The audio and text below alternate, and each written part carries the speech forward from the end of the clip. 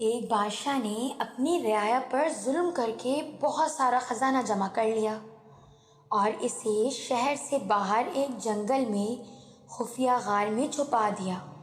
غار کے دروازے کی 2 چابیاں تھیں، ایک بادشاہ کے پاس اور دوسرے اس کے وزیر کے پاس تھی۔ ان دور کے علاوہ کسی کو بھی اس غار کا پتہ نہیں تھا۔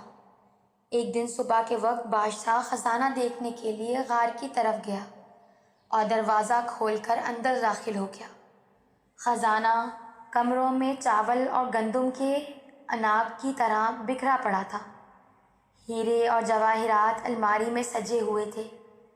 بادشاہ اس خزانے کو دیکھ کر بہت خوش ہوا، لیکن آتے وقت بادشاہ غار کا دروازہ ہی بند کرنا بھول گیا تھا۔ اسی وقت وزیر کا اس غار کی طرف سے گزر ہوا۔ وزیر نے جب خزانے کا دروازہ کھلا دیکھا تو حیران رہ گیا۔ وہ سمجھا کہ غلطی سے دروازہ کھلا رہ گیا ہے۔ اسی خیال کے تحت اس نے دروازہ باہر سے بند کر دیا اور محل پہنچ کر یہ بات بھول گیا۔ جب بادشاہ ہیرے اور جواہرات کا معائنہ کرنے سے فارغ ہوا تو واپسی کا سوچا، لیکن جب وہ دروازے کی طرف پہنچا تو دیکھا کہ وہ تو بند تھا۔ بادشاہ نے دروازے کو خوب زور زور سے پیٹنا شروع کر دیا اور ساتھ ساتھ چلاتا بھی رہا، لیکن اس ویران جنگل میں اس کی آواز سننے والا کوئی نہ تھا۔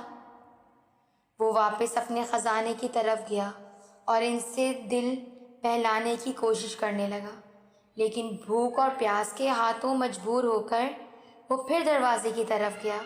اس نے چیخنا چلانا شروع کر دیا اور پھر تھک ہار کر وہ واپس جگہ پر آ گیا۔ بھوک اور پیاس کی شدت اتنی بڑھ گئی تھی کہ آخر وہ ہیروں سے بھیک مانگنے لگا۔ اے قیمتی پتھر، مجھے ایک وقت کا کھانا دے دو۔ اسے ایسا لگا جیسے وہ ہیرے اس کی ساری سادگی پر زور زور سے ہنس رہے ہوں۔ اس نے ایک ہیرا اٹھایا اور زور سے دیوار پر مارا، پھر موتیوں سے اپنی فریاد کرنے لگا، اے قیمتی موتیوں، مجھے ایک گلاس پانی دے دو۔ اسے ایسا لگا کہ موتی اور جواہرات اس پہ ہنس رہے ہوں۔ بادشاہ کو بہت غصہ آیا، لیکن بھوک غصے پر غالب آ گئی۔ آخر بھوک کی شدت اتنی بڑھ گئی کہ وہ ڈھنڈال ہونے لگا۔ اس نے دنیا کو پیغام دینے کے لیے زمین پر کچھ لکھا۔ اس کے بعد بادشاہ کا انتقال ہو گیا۔ وزیر بادشاہ کو تلاش کرتا ہوا اس غار کی طرف سے گزر ہوا تو اس نے سوچا کہ بادشاہ کے خزانے کا کچھ اتا پتہ کرے۔ جب وہ غار کے اندر داخل ہوا تو دیکھا کہ بادشاہ مرا پڑا ہے اور زمین پر لکھا ہے، دولت کسی کو زندگی نہیں دے سکتی،